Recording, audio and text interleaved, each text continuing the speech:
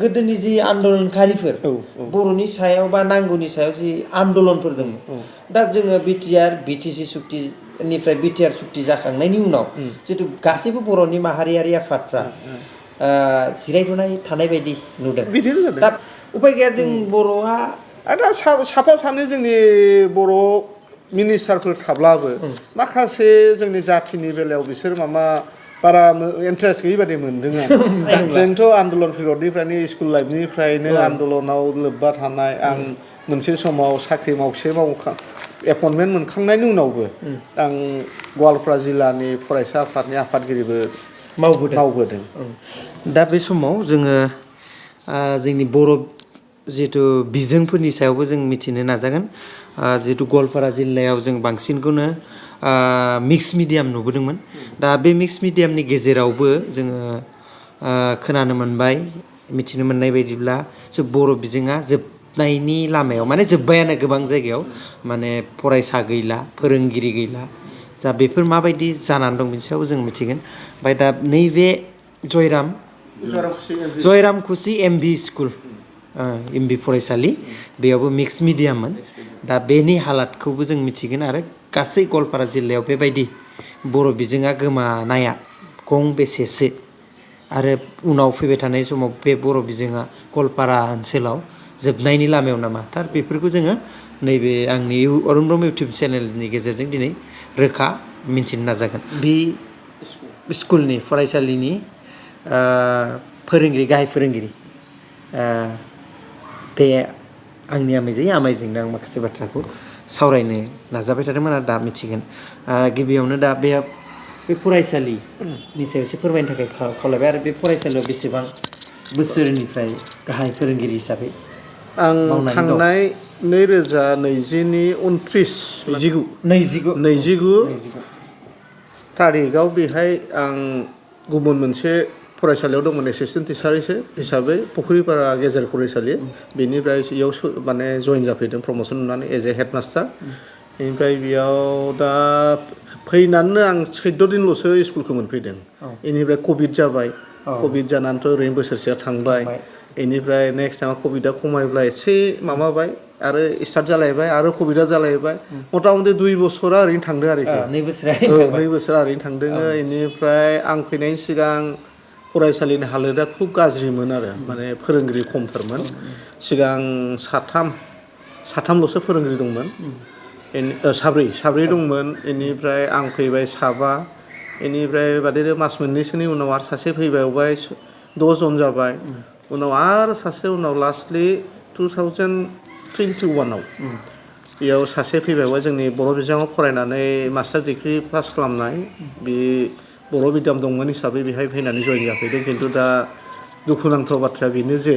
बेयाव फ्राय 80सोनिफ्रायनो 80 बायथाय माने 80 सननिफ्राय मथा मथि बर' बिजोङा बेयाव जोबस्रांदों मानो होनोबा स्टुडेन्ट गैया फरायसालि थाब्लाबो माने फोरोंगिरिनि खमनि थाखाय माने गार्जेनफोराबो गथ'फोरखौ गावनि गथ' गथायखौ एसे मोजां माने फरायसालियाव हरनो नाजाबाय बेनिफ्राय जिहेतु टिचार खमखाय माने बादिनो जोबलांदों आरोखि बे बर' बिजोंनि समस्या आरोना ओरैनो आमाया मा मिडियामाव फरायनायमोन आं एसामिस मिडियामाव फरायनाय दाथ' एसामिस मिडियामसो फोरोंगिरि बेयाव दा साबेसे ओरैनो बेथ' 8 थाखो जायोना 8 थाखो सेनिफ्राय 8 थाखोसिम बेसेसो फरायसाफोर दं फरायसाया 124 साबेसे फोरोंगिरि बेयाव दा आंखौ लानानै माने 6 जन दङ 6 जनाव गोबां बेयाव बर' फोरोंगिरिफोर नुदों गासैबो एसामिस मिडियाम फोरोंगिरिसो होनबा एक्चुअलि एसामिस मिडियाम फोरोंगिरिसो एसामिस मिडियामावसो साख्रि मोनखानाय बेनिफ्राय जास्ट माने लास्ट 2021आव फैनाया बर' मिडियाम हिसाबै फैदोंमोन दा बे हिसाबै फोरोंगिरिया हय बर' मिडियामनियाव थिसननानै हरदोंमोन नाथाय इयाव माने आनफरचुनेट माने फरायसाफोर गैया जायनि थाखाय बिथाङा आरो जिहेतु कमप्लिट बियो बर' मिडियामाव फरायनायमोन अब्लाबो बियो दा लासैनो माने रोंलांनो हमबाय एसामिस माबाखौबो हांखोखौबो दा दंबाय थायो आरो बिथाङा बाक्सानिफ्राय फैदोंमोन बर'नि खथायावनो दं आरो ना बर'नि खथायावनो दं सासेबो फरायसा गैला गैया थेवब्लाबो बियो बेयाव दङ बे माने गावनि फोरोंगिरि बिबानखौ लानानै दं आरो सरकारनि बिथोन मथेथ' बादिनो जाहैबाय बर' मिडियाम थाब्लाबो गैयै जाहैबाय अब्लाबो हिसाबै माने फोरोंगिरिखौ थिसनदों दा बेखौबो लांफिननोबो हाला जोंबो नागार हरनो हाला जोंनाबो बेखौ नागार हरोबा जोंनाबो टिचारा खम जाना दंखायोना जिहेनक जाहाथे बेनि रायजो राजाफ्रा दा बर' बिजोङाव फोरोंगिरि गैयिनि थाखाय बर'फ्रानो बेयाव एसामिस मिडियामाव एसामिस मिडियामाव फोरोंनो गोनां जादों आरो बे जोंनि समस्या प्रब्लेमा मा जादों बेहाय माने जिहेतु गेजेर फरायसालि थाब्लाबो माने गाहाय फरायसालियाव थांनांगौब्ला फुख्रिपारा इन्दिरा हाइ स्कुलाव थांनांगौमोन डिस्टेन्सआ बारा जाहैबाय माने गोजौ फरायसालि दङ खिन्थु फुख्रिपारा गोजान जायो मथा मथि 12-13 किल'मिटार जायो बेनिफ्राय हान्था मेलायाबो प्रब्लेम बासनि अभाब कमिउनिकेसन गेपनि थाखायबो बेफोर बर' बिजोङा गोमालांनाय बायदि जाहैदों आरो बेयाव जेनेबा जेने थेने माने गुदि फरायसालियाव फरायनो सुबिदा दं खिन्थु गोजौ फरायसालियाव थांनानै बे खाबुखौ लानो हायैनि जाहोनाव थारमाने आरो गेजेराव आरो मोनसे दंबावोमोन बेयाव माने पानिसालि हाइ स्कुल होननाय दंमोन बेयावबो माने भेन्सारसोमोन आरोना बेयावबो माने मिक्स मिडियाम बेनिफ्राय बेहायबो माने ओरैबायदि आनफर्चुनेट थायै थानानै एसामिस मिडियामा प्रभिन्सियेलाइज जाबाय माने जोंना दुखुनांथाव बाथ्राया बर' मिडियामा थालांबाय दासिमबो बादिनो खोफालामोन दा ओमफ्राय दासिमबो बे माने बे स्कुलाव बा बे फरायसालियाव माने बर' मिडियामा गैला आरोखि बे खाथियावनो आरो दंबावोमोन बेहाय कृष्णपुर गान्धीजी एल.पि. स्कुल होननाय इयावबो बर' बिजों दंमोन आरोखि मिडियाम दंमोन मिक्स मिडियाम बेहायबो बेनो माने फोरोंगिरि गैया सासेल' फोरोंगिरिया नोङो साफिसियेन्ट जाया आरो गोदोनि फरायनायफ्राथ' बेनोसै फोरोंगिरिफ्राबो नोङो मेट्रिकुलेसनल'सो दानि माने सिलेबासफोराथ' एसे गोरा जाबाय जायनि थाखाय माने गार्जेनफोराबो माने गावबा गाव गथ' बयबो मोजां खालामनो लुगैयो बेनिखायनो खाथियाव मेघालय थाहैबाय बे मेघालय इंलिस मिडियामाव हरो प्राइभेट स्कुलाव हरो बिदिनो माने बर' बिजोङा जोबलांदों आरोखि आरो ओरैहाय गान्धीजी मेम'रियेल दंमोन ओरैहाय ना मा होनोमोन प्रभासु थरख'नि ओरैहाय खाथियाव मोननै दंमोन बेयावबो बे एखे प्रब्लेमानो जालांदों आरोखि माने दा माथ्र दंसै जोंना बर' मिडियामा माबायाव फुख्रिपारा इन्दिरा हाइ स्कुलाव बेयाव आरो गेजेर फरायसालि दं बेनिफ्राय बरदल एल.पि. स्कुल होननाय मोनसे दं आरोखि गुदि फरायसालि बेयावबो स्टुडेन्टफोरा एकदम बाङाय आरोखि खमथार बे दा नोंसिनि ओनसोलखौ मा होनो जयरामकुसिया मोनसे मा पन्सायत ओमफ्राय बेयाव बेबायदि बेसरखना होननाय बेसरखनाया मोनसे ओनसोल बे गुवार ओनसोल आरो बेयाव बेसेसो बर' गामिफोर दं बेसे रोजासो जोंनावथ' गामिया थांनोब्ला नोङो मेघालयाबो थाहैबाय मेघालयखौ जों हमला आसाम हिसाबै हमलाथ' 18टा गामि दं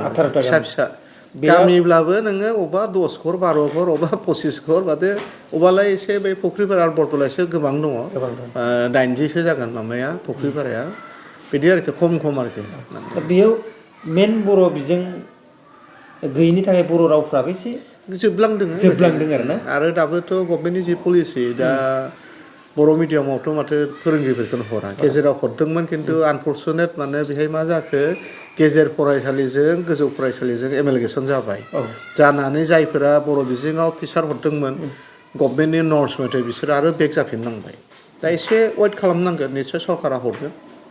बिदि जानानै दं ओमफ्राय दा बिनि रायजो राजा बर' रायजो राजाफ्राबो गावनि न'खरनि फिसाफोरखौथ' मानो जाम्बा खालामो बेखायनो सोलोंथाइ होयोबा मोजां सोलोंथाइ होनानै मोजां गुन होनो नाजायो थिग बेयाव बर' बिजोङाव बर' फोरोंगिरि गैया बिनि सायाव बेनो थैनायनि आरो बर' प्राइभेट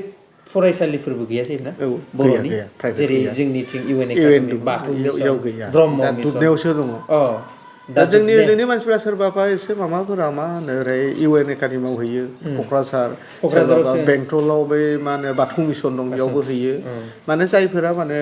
गोसो गुदुं बर'नि सेन्टिमेन्ट बिदि आरोखि होमबाथ' बेबायदि बेसे गोबां गोजान जायो गोबां गोजान दा बहुत गोजान माने 150 किल'मिटार आरो नों प्राइभेट स्कुल हिसाबै नोङो इउ एनब्लाबोथ' बहुत गोबां माने फिस नांगौ सबबो बे सुबिदाखौ होनो हाया दा बेखायनो बेयाव जोंनि राव आरो बर'नि राव हारिमुखौ फोथांना लाखिनोब्ला प्राइभेट बर' बिजोंफोरबाबो सोरबा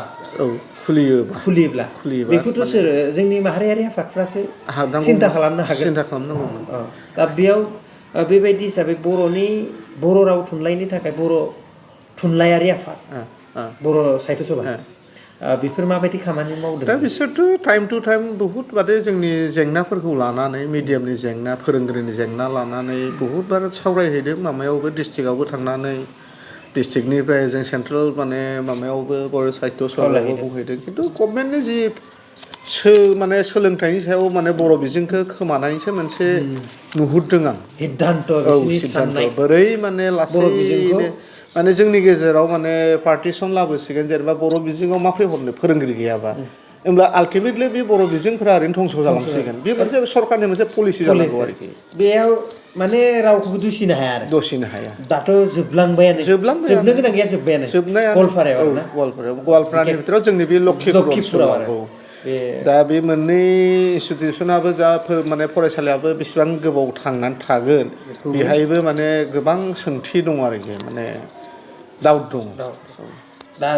बेसेबांबा गोदोनि बे नोंनि दा जे फरायसालि बेबोथ' खोब बर'नि गेजेराव ना बेयाव जोबदोंब्ला बेलेगाव जोबनायनि आरो मोनसे बाथ्राया बे दा आं जि स्कुलाव दा बा फरायसालियाव आं फोरोंगिरि हिसाबै दङ एज ए हेडमास्टार बे स्कुलाल'नो गोदोनिफ्राय 1951आव बियो जागायजेननाय बेनिफ्राय जोंनि साइडनिफ्रायबो जोंनि साइडआवबो बादि फरायसालि गैयामोननो गोदो बेहायसो फैनानै फरायफैयोमोन बेसेबा खस्थ'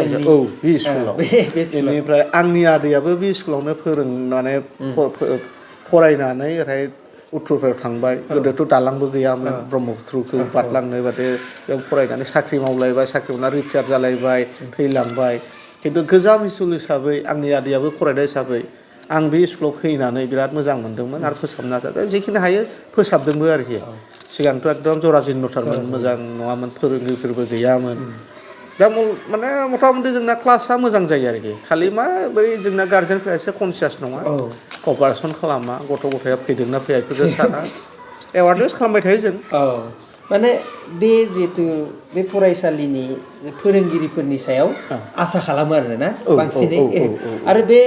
हालामनि रायजो राजाफ्राथ' जोंनि ट्राइबेल सुबुं ट्राइबेल इयाव खालि बर' आरो राभाल'सो स्टुडेन्टफोराबो बेनिखायनो बेयाव अनलि एसटि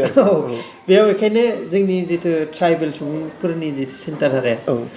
जि फिसाखौ हगारबाय आरोना बेसेबां गावनि सायाव बिबान दं बेखौ बारा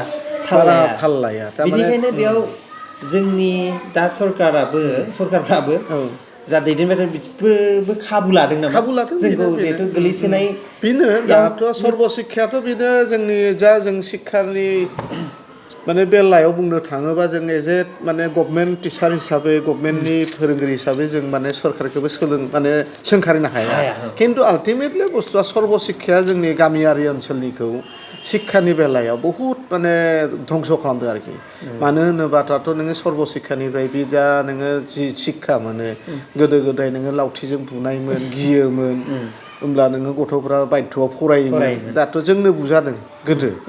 बेनिफ्राय बुजानो गिनानै बा लाजिनानै जोङो फरायनानै थाङोमोन दाथ' नोङो फरायनायनि बेलायावथ' नोङो बुनोबो मोनला रायनोबो मोनबावला होमब्ला बे गथ' गथायाथ' लासैनो बेबादियावनो थांसिगोन दा फरा हरब्ला गथ'आ अखानायै फैया दा होमब्ला जोंनि बे कुवालिटि इडुकेसनखौ जोङो गथ'फोरनो बोरै होनो हायो गार्जेनफोराबो नोङो कनसियास नंला आल्टिमेटलि जोंनि बेफोर गामि ओनसोलाव जोंनि बे शिक्षाया दानि शिक्षाया बिराद माने गाज्रि खहा खालामदों आरो बेखौ मोनदांदों आरोना आरो बेयो माने प्रेक्टिकेल जाबाय आरोना जाबाय बिनि सायाव जोंहा लाब जाया खहा दं ओमफ्राय बे सर्ब शिक्षा होननायाथ' मा मिडियामखौ बांसिन आसामिस थाबाय बेथ' गासिबो सर्ब शिक्षानि आन्दारावनो थांजोब्बाय नोङो बर' बिजोंब्लाबो गासिबो बिसोरनि आन्दारावनो थांबाय सर्ब शिक्षायाथ' नोङो गासिबो अल इण्डिया बेसिसाव एखे जाहैबाय ओमफ्राय होमबा जोङो बेफोरनि सायाव गोबां संग्राम दावहाथ' नोङो दा माहारि आफादफोरा निस्सय नांनांगोन जेनेबा नोङो ओजों दुलाराय नोङो बर' फरायसा आफाद बेनिफ्राय नोङो साहित्य सभा बर' साहित्य सभा आरो गोबां माहारि आफादफोरा बेफोरखौ जोङो मिडियामफोरखौ फोथांनानै लाखियोब्ला गासिबो जायगायाव खालि बिटिआरनिखौल' साननांला सारिय'फाले जोंना बर' एसे गोसारनानै दं बेफोरखौबो जुदि जों हारिखौ लाखिनांगौब्ला बा बिजोंखौ लाखिनांगौब्ला बेफोरखौ सिन्था खालामनाया दरखार आरो सरकारजों बेखौ फेस खालामनाया दरखार आरोखि सरकारा जि बुंगोन बेखौ इजेस होननानै थायोबा जोंनि माने माखासे जायगायाव इयुनाव जोंना जोबलांनायावसो थाङो बर' आरो बेयाव मोनसे खोनानो मोन्दों गोबां बर'फ्रानो गावनि माने माखासे सिनायथिफोरखौबो खोमादोंबो होनदों बा बेफोरनि गुबै जाहोनानो जाबाय बर' बिजों गैयि आरो जों गावजों गाव मोनसे बर' बिजोङाव फरायासै नालाय गाहा सिनायथि गैखाला मोनसे आसामिस मिडियामाव थांनाय लोगो लोगो आसामिस मिडियामनि सिन्था जायो बा बेनि सायाव बांसिन मिथिनो मोनबाय अब्लाबो जोंनि बे लखिपुर ओनसोलाव माने जि बिजोङाव फराया मानो माने गोदो गोदायनिफ्राय जोंना बर' मोनसे फिसा एसे एरिया हिसाबै बर'नि सेन्टिमेन्टआ दङ बै आन्दलनफोरावबो बाहागो लादोंमोन एबसुनि आन्दलनानो जा नोङो भाषानि आन्दलनानो जा बेफोराव बाहागो लादों दाबो बे सेन्टिमेन्टआ दं आरोखि बर'नि सेन्टिमेन्टआ दं खालि मात्र जाहैबाय मा बिजोंनि थाखाय एसे प्रब्लेम जाहैबाय फोरोंगिरि मोनाखिसै जों बे टाइमाव फोरोंगिरि थाब्लाथ' निस्सय गार्जेनफोराबो गथ'फोरखौ हरगौमोन सोलोंथाइ नों मोनसे क्लास 1निफ्राय गोदो क्लास 4सिम एलपि स्कुल गोदो गुदि फरायसालि बेयाव सासेल' फोरोंगिरि बे सासेल' नोङो रोंगौथिया बेसेबां दङ बेबो मोनसे सोंथि दङ गार्जेनफोरा माने जायफोरा कनसियास गार्जेन बेफोरो माने प्राइभेट स्कुलाव हरनोसैलाय मोजां स्कुलाव हरनोसै बिदि जालांदों आरो थाखोसेनिफ्राय 4 थाखोसिमाव सासेल' फोरोंगिरि दाथ' नोङो थाखोसेनिफ्राय थाखोबासिम नोङो एलपि थांबाय गुदि फरायसालि दा बेखौ जोङो बे ओनसोलनि बा गासै बेल' नङा सारा बुहुमाव जेसेबां बर'फोर दं जोङो गोरों गोरायाथ' गाव गावनि हानायाव बर' प्राइभेटआवबो फोरोंना बर' बिजोंखौ गोसो लादों जों जाबायदि ओनसोल खना खफायाव थानाय बियो सोलोंथाइ होनोब्ला हयथ' सरकारनि अनगा बेलेगाव सिन्ताखौनो खालामनो हाया दा बिनि थाखाय सासे नोङामाया गोबांनिफ्राय फोरोंगिरि जाबोबाय बा बे ओनसोलाव बेबायदि खैफोदखौ मोगा मोगि जाबोनो मोनबाय माबायदि जोङो हाबाफारि लायोब्ला जाहाथे फैबाय थानाय समाव जोङो सोलायलांनो हागोन मोनसे एसे खावलायगोन नामा बर' रायजो राजा आं बेखौ बर' रायजो राजा माने माहारि आफाद जेनाखि पार्टिकुलारलि नोङो एबसु बेनिफ्राय नोङो बर' साहित्य सभा आं बिथांमोनखौ खावलायगोन माने अराय सम बर' हारिखौ फोथांनानै लाखिनांगौब्ला जों गावबा गाव राव थुनलाइ बेफोरखौथ' लाखिनांगोन अब्ला सरकारजों निस्सय नेगोसिसन खालामनो बोरैब्ला जोङो साफिसियेन्ट जोङो बै जेराव नोङो बर' मिडियाम दङ जेनेबा हाइ स्कुलावबो प्राय गैलानो बुंनो थाङोब्ला बारा बुरजा गैला रिटायार जासिगोन अलरेडि जाबायानो सानै साथामल' बे समावनो बेखौ सरकारजों नांथाबनानै जुदि टिचारफोरखौ साफिसियेन्ट हरोब्ला निस्सय बर' मिडियामा जोंनि इयावबो थांनानै थागोन आरोखि बेनिफ्राय जेथिया बेयाव थांनानै थागोन होनब्ला लासैनो बादिनो गोदोनिफ्राय थानाय दा जोंनि बे स्कुलाव जिहेतु बर' मिडियाम दंखायोमोन होमब्ला इयावबो नोङो साफिसियेन्ट निस्सय टिचार हरोब्ला जोंनि गार्जेनफोराबो निस्सय ना जोंनि बर' हारिखौ फोथांना लाखिब्ला जोङो गावनि राव थुनलाइयाव फोरोंहोनानै बोरै बर'नि मोनसे सेन्टिमेन्टआ फैफिनगोन आरो खिन्थु टिचारखौ हरग्रोनांगोन आरो टिचार गैयाब्लाथ' मा दरखार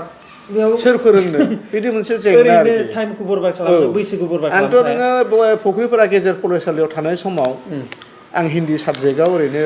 जिहेतु बर' टिचार गैया हिन्दी रोङा अब्लाबो आं बर' टिचार एसामिस टिचार लोगोसेनो माने बर' मिडियाम आरो एसामिस मिडियामजों लाफायोमोन आरोखि जाहाथे गथ'फ्रा जाहाथे समस्यायाव गोलैया दाथ' उफाय गैला आं फैबाय नैबेहा दा हिन्दी टिचार गैला खिन्थु आंबो हिन्दी टिचार नङा अब्लाबो रोंगौथि थानाय हिसाबै फोरोङोमोन आरोखि आं बर'नि जिहेतु साननाय दं दा बे बर'नि साननाया नोंसोर बा आमाय नोङो बै समाव बर'नि आन्दलनफोरजों मोनबोनायखायसो दा माबा बर'नि सिन्था दङ दा जोंनि उन फैबाय थानायाथ' बिदिबो मोनला बेलेग बिजोङाव फरायबाय बर'नि साननाय थागोन थाया थागोन थाब्लाबो बै सिन्ताधाराया एसे खम थागोन दा मोनबोनाय बायदि सुबुंफोरनि थाखाय दा नोंथांमोना मोनबोदों नोंथांमोन बायदिथ' बिसिनाव थानाय नंला जोंथ' आन्दलन पिरियडनिफ्रायनो स्कुल लाइफनिफ्रायनो आन्दलनाव लोब्बा थानाय आं मोनसे समाव साख्रि एपइन्टमेन्ट मोनखांनायनि उनावबो आं गवालपारा जिल्लानि फरायसा आफादनि आफादगिरिबो मावबोदों 1999 आरो 2000सिम आरोखि बै बेलायावबो आं बुंबाय थादों जोंनि जेंनाफोरखौ जों गार्जेनफोरखौल' बुंब्ला जानाय नङा जों साफिसियेन्ट टिचार होनो हानांगोन आरोखि बे बेलायाव बहुद नांबोदों जोङो सरकारजों खिन्थु बैबायदियाव खामानिबो जाबोदोंमोन अब्लाबो खिन्थु नेग्लेक्टखौनो खालामो सरकाराथ' उपाय गैया जों बर'आ दा साफा सानै जोंनि बर' मिनिस्टारफोर थाब्लाबो माखासे जोंनि जाथिनि बेलायाव बिसोर बारा इन्टारेस्ट गैयि बादि मोनदों दानि जि जायफोर मिनिस्टारफोर बेफोरखौबोथ' जोंबोथ' आन्दलन पिरियडआव मोनबोदों दा माबा मोनसे जोंनि समाजनि बा जाथिनि थाखाय थाङोब्ला बेफोर जेरखम माने इन्ट्रेस्ट होनानै खामानिफोरखौ मावनांगौ बिदि मावनायखौ नुबोआखै आरो बेनिखायनो दा बे फिथाइ आरो औ फिथाइया दा जोंनि जिथु दा आमाय नों बुंनाय बायदिब्ला नंमारगौ गोदोनि जि आन्दलनकारिफोर बर'नि सायाव बा नांगौनि सायाव जि आन्दलनफोर दङ दा जोङो बिटिसि सुक्तिनिफ्राय बिटिआर सुक्ति जाखांनायनि उनाव जितु गासैबो बर'नि माहारियारि आफादफ्रा जिरायबोनाय थानाय बायदि नुदों दा बिदिब्ला जों मोनफ्रोमबो जिल्लायाव मोनफ्रोमबो दखरायाव बेरायनानै नायनानै मोनो जितु बेयाव बिबानगिरि हिसाबै आफादगिरि नेहाथारि लेङाइ बायदि बायदि माने 10 जनसोल' थायो आरो होमबा बिदिनो जिल्लायावबो सेन्ट्रेलावबो बिदि जि जन थायोब्ला गोदोनि बायदि रायजो राजाखौ लानानै आन्दलन बर'नि सिन्था साननाय बेफोरखौ बर'नि गेजेराव सोनाय बेथ' गैयाबा उनाव बर'नि सिन्था जाग्रा सुबुङा खम जागोन होमबा जोंनि बर'नि माखासे खामानि मावनांगौआ थालांबाय थागोन आरो दा बेबायदि खमिखौ नुबोदों आरो बेनिखायनो आं सानदोंमोन आरोखि जायफोर माहारि आफाद बिसोर एवारनेस लाबोनांगौ गामिफ्राव थांनानै खालि गावबा गाव निर्दिष्ट जायगाखौ डेभेलप खालामनो सानबाथ' जानाय नङा एज ए हल माहारि हिसाबै आरो नों बै समाव गासिबो बड'लेण्ड आन्दलनाव बाहागो लाफैदों जों दिनै मा मोन्दों जोंथ' जेबो मोनाखै अब्लाबो जोंहा मोनसे माने मा होनो बेखौ गावफोरगाव जाथिनि मोनसे सेन्टिमेन्ट थानायखाय दे जोंहाबो बर'फ्रा मोनसे काउन्सिल मोनबाय बेखौ जों सानदोंमोन दा उनाव बिटिआर रेकर्ड जाबाय बिटिआर रेकर्डआवबो माखासे पावार एन्ड फांसनफोरखौ दानजाजोब्बायनो माने मिनिथाव बाथ्रा बेफोर ना खोनानानै जों दुखु नाङो सोरबा नोङो गावबा गाव मासिनि थाखाय सोरखौबा आथिं हमबाय थानानै गावनि मासिनि थाखायनो बिदि थाबाय थाबाथ' जाथिया मालाबाबो डेभेलप जाया बेनिखायनो बेफोरखौ साननांसिगौ माने जायफ्रा इन्टेलेक्सुवेल बेफोरखौ माने फारागफोरखौ गारलायनानै खौसेथि लाबोनानै गावजों गाव एना एनिखौ गारलायनानै गोबां खोमाबाय जों मोजां मोजां मानसिफोरखौ बै समाव आन्दलन पिरियडआव दा बेफोरथ' दिन गैला दा माने कम्पिउटारनि जुगाव ना गोदो नोङो सोरबा नोङो खन' मथे मेट्रिक पास खालामदोंब्ला बिराद खुसिमोन दाथ' मेट्रिकनि भेलुआनो गैला मानसिया दा पार्सेन्टेजनि खिथा थाहैबाय सामान्य टेटआव दा गोदान जायफोर टेटआव माने एपइन्टमेन्ट मोन्दों साख्रि मोन्दों बिसोरथ' मास्टार डिग्रि हल्डार गोजा नों साधारन ओरैनो बिए पास खालामनानै नोङो जों सौहानाय नङा बेयाव एबिलिटियानो थाहैनाय नङा माने इन्टारभिउ होनो थाखाय बे मुङावल' जादों आरो मुङावल' बिए पास बेनिखायनो दा जोंना साननांसिगौ रायजो राजाया गावबागाव गथ' गथायफोरखौबो जाय मिडियामावनो फराया मानो माने मोजां खालामलांनो जाहाथे जाथिखौ फेहेरनो हायो बेखौ आंनि आसा थागोन आरोखि दा बेनिखायनो इयुन फैबाय थानाय जोंनि उन्दै लाइमोनफोरखौ दानि जाखांफु लाइमोनफोरखौ बर'नि सोलोंथाइ बा बर'नि साननाय बर' साननाय बेफोर गुन गियानखौ जिहेथु एवारनेस खालामना बयनिबो खर'आव आं बर' बेखौ साननो नांगोन दा दैदेनगिरिफ्रानो जोंना भाग मोनब्रै मोनबा भाग जालांनो हमदों फैबाय थानाय समाव जोंनि आउट अफ बिटिआरावबो BKWS नि गेजेरजोंबो भाग जागोन बे निस्सय राजनिति बेलायाव जोंना गावबाथाय आरो सुबिदा लासिगोन माखासेया सुबिदा लासिगोन गोरोबनायनि खुनु साननाय फैला जोंनाव सोंखारिलायनाय फैसिगोन दा बेफोरबो जोंनि गेजेराव बिटिआर जेसेबां बिटिसि मोननायनिफ्राय जेसेबां जाबोदों जोंनियावबो खमबाबो जाबोगोन बे होमबा बेसिमबा जोंनि ओनसोलाव खना गफायाव बर'फ्रा एकदम राव आरो भाषाया गोमालांगोन आंथ' एक्सपिरियेन्स जथेस्थ' दङ थारमाने बे बेलायाव नोङो बिटिआरानो हो दा जोंनि BKWC जोंनावथ' दा बे सेलेक्सन बडिसोथ' मोनसे टाइमाव हयथ' इलेक्सन जागोन बे इलेक्सनावबो टिकेट लानानै गावजों गावनो जाखागोन रावबो सेक्रिफाइस खालामलाया जोंनि बर'फ्रा बे मोनसे जोंनि हुदा आरोखि आं खावलायगोन बर'फोरखौ एसे सेक्रिफाइस खालामलायनानै जाय मोजां मानसिखौ सायख'नानै बेनिफ्राय जेरैखि माने डेभेलप खालामनांगौ सोलोंथाइ आबादफोर खारन बे BKWC मोननायावबो जोंहाबो गोहोम मोनसे माबा दंमोन आरो गोहोमा दंमोन जिहेतु जों बिटिआरनि बाहेरायाव थाबाय जों सम जोंनि दानि चिफ बिथांमोनजोंथ' जों आन्दलन पिरियडआवनो मोनबोनायथ' जों बाथ्राखौ रायलायबाय थाखायोमोन आरोखि जोंबो मा जाबावगोन जोंथ' ना जों दा बेनिखायनो आं खावलायगोन जोंनि जायफोर दा BKWCआव दङ EMआनो जा CMआनो जा आं बेखौनो खावलायगोन जाहाथे जोंनि काउन्सिलखौ बिटिआर बादि खालामालासे सेक्रिफाइस खालामलायनानै जाहाथे मासिफोरखौ होलायो जाहाथे एना एनि जालाया बर'नि जौगानायखौ लांनांगौ बिटिआरनि बादि जायैखौ आं माने मिजिं थिदों आरोखि ना दा सासे आमाया फोरोंगिरि हिसाबै जोंनि बर'खौ जौगाहोनोबा मा बिथिङाव बांसिनै खामानि मावनांगोनखौ सानो नोंनि मोनबोनाय बायदिबा दाथ' इडुकेसन साइडखौ नङाबाथ' नोङो सोलोंथाइया मेन सोलोंथाइ रोङाबाथ' नोङो मा खुंनो मा नङा होमबा खुंनो माने जायफोरा नोङो सोलोंथाइनि बेलायाव नोङो आग बारा बेफोरसो बैफोरावबो टिकेटफोरखौ बिनांगौ जानला माब्ला ओरैनो मासिनि थाखाय बिनानै मा सलायगोन बियो गारि गुरा मतलबनि थाखाय गावनि माने पकेट गरम खालामनो थाखाय आं नुयोथ' माथो बेफोरखौ आसलथे दैथाय हरनाङा आंनि मथेब्ला सासे कुवालिटि इडुकेसन थानाय बेफोर मानसिया थांनांगौ जाहाथे रायजो राजाजोंबो मोजां बेबहार खालामनो हानाय जाय मानसिया थायोब्ला जों बर'नि थाखाय खामानि जायो समाजनि जौगानायनि खामानि जायो आं मोनसे बाथ्राखौनो बुंबाय थायो आं बिटिआराव नुबोदोंथ' आं मुंख'ला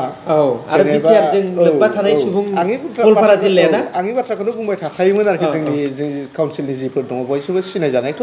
बयबो सिनायलायनाय आं मोनसे बाथ्राखौनो बुंबाय थाखायोमोन जाहाथे बिटिआरनि बै राजाफोरबादि जाया प्रजाफोराथ' नानानथा सुबिदा उसुबिदा लानानै थांगोन सोरबाबा मोननो लुबैनानै थांगोन सोरबाबा नोङो रायजो राजानि खामानियाव थांगोन जाहाथे मिसबिहेभ खालामा हायाब्ला हाया होनदो आरो हायोब्ला खिथा होनाङा उनाव हायोब्ला लासैनो दे जागोन खेबसेनोथ' हाजोबा बे बाथ्राखौ आं खावलायबाय थाखायो आरोखि जाहाथे बिसिबा माने खस्थ'नि गेजेराव मोननाय बे मोननायखौ जाहाथे जोंनि रायजो राजाखौ जाहाथे रावखौबो डिप्राइभ खालामा जाहाथे गाज्रि बिहेभ खालामा बेखौ आं खावलायो आरोखि गोजोननाय थाबाय दिनैनि सावरायनायनि गेजेरजों नोंथांमोना बुजिखाबाय जानांगौ बर'नि जे थासारि नैबे गवालपारा बेसरखना हालामनि थासारि मेघालय बर्डार माबा मा होनो